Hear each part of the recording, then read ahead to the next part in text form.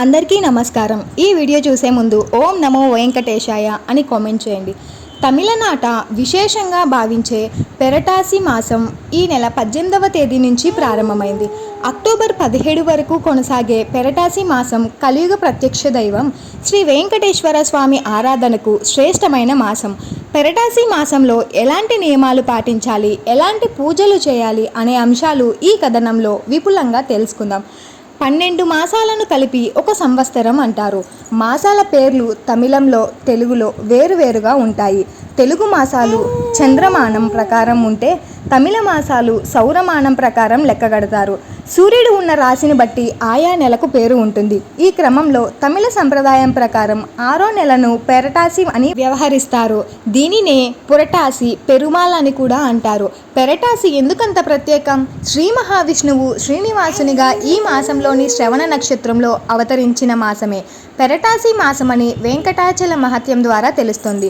ద్రవిడ సంప్రదాయం ప్రకారం తిరు అంటే శ్రీ అని అర్థం. నక్షత్రం అంటే శుభ నక్షత్రం. అలాగే శ్రీనివాసుని తిరు నక్షత్రమైన శ్రవణ నక్షత్రం రోజునే స్వామి ఏడుకొండల వాడిగా వెలిశాడని భక్తుల నమ్మకం. ఇదే విషయం శ్రీ వ్యాస మహర్షులు రచించిన శ్రీ స్కంద పురాణంలో ఉన్న వైష్ణవ ఖండంలోని శ్రీ వెంకటాచల మహత్యంలో సృష్టం చేసి పడింది. పెరటాసి మాసంలో వెంకన్నను ఇలా పూజిస్తే సకల శుభాలు. పెరటాసి మాసంలో శనివారాలు చాలా ప్రత్యేకం. ఈ మాసంలో వచ్చే అన్ని శనివారాలు శ్రీనివాసునికి ప్రీతికరమైనవి. ప్రత్యేకించి 3వ శనివారం మరీ ప్రత్యేకమైనది. ద్రవిడ సాంప్రదాయాన్ని పాటించేవారు ఈ మాసంలో వచ్చే అన్ని శనివారాలు వెంకటేశ్వర స్వామిని విశేషంగా ఆరాధిస్తారు. ప్రతి శనివారం వెంకటేశ్వర స్వామి వారికి పిండి దీప సమర్పణ ఎంతో విశేషంగా జరుపుకుంటారు. అన్ని శనివారాలు చేయాల్సిన వారు 3వ శనివారం మాత్రమే తప్పకుండా శ్రీనివాసునికి పిండి దీపాన్ని సమర్పించి పూజిస్తారు. శ్రీనివాసునికి భక్తితో వెలిగించే పిండి దీపం చాలా శ్రద్ధగా చేయాల్సి ఉంటుంది. ఇందుకోసం 3.5 గంటల పాటు ముందుగా పావుచేరు బియ్యాన్ని నీటిలో 3 గంటల పాటు నానబెట్టి ఉంచుకోవాలి. తరువాత నీళ్ళన్నీ వడగట్టి బియ్యాన్ని నీడన ఆరబెట్టుకోవాలి. ఈ బియ్యాన్ని రోటిలో కానీ మరలో కానీ మెత్తని పిండిలా పట్టించి ఉంచుకోవాలి.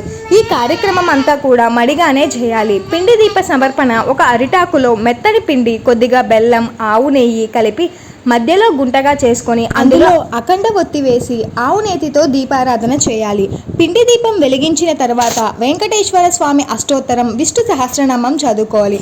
అనంతరం స్వామికి ఇష్టపోయిన చక్ర పొంగలి, మిరియాల కట్టు పొంగలి నైవేద్యంగా సమర్పించాలి.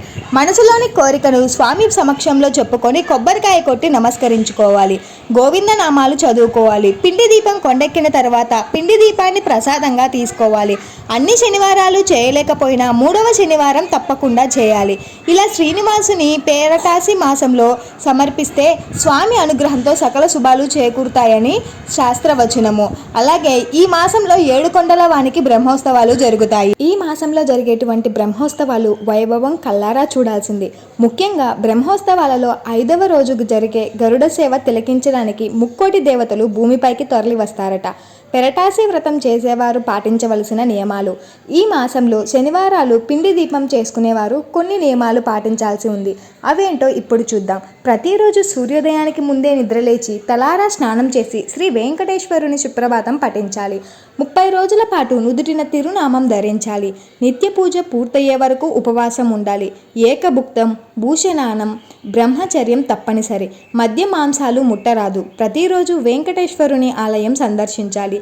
శ్రీనివాసునికి ప్రతిరోజు పూజ తర్వాత చక్ర పొంగలి కానీ కట్టు పొంగల్ కానీ నివేదించాలి. పరమ పవిత్రమైన పెరటాసి మాసంలో శ్రీనివాసుని భక్తి శ్రద్ధలతో పూజిద్దాం. ఆ శ్రీనివాసుని కరుణా కటాక్షణలకు పాత్రులవుదాం. ఓం నమో వెంకటేశాయ.